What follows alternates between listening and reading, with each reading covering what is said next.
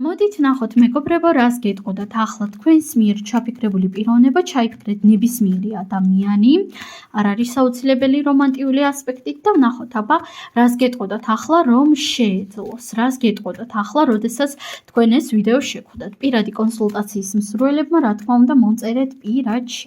და ნახოთ აბა რას გეტყოდათ ახლა.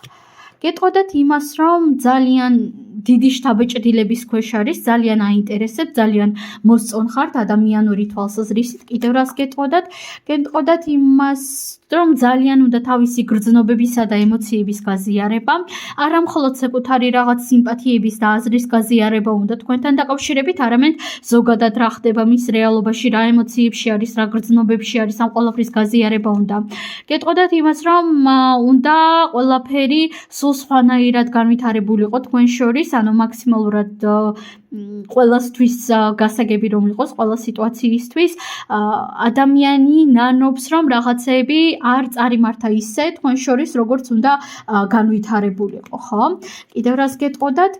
გეტყოდათ იმას, რომ ხდება მშვენივრად, რომ სადღაც საზღვრებს დააბიჯათ, თქვენი პირადი საზღვრები დაარღვია სადღაც. და კიდევ ერთი არკანი დავამატოთ. მე დავმალე შენგან ჩემი რეალური ვინაობა, ჩემი რეალური სახეო. აი ამას გეტყოდათ მეგობრებო.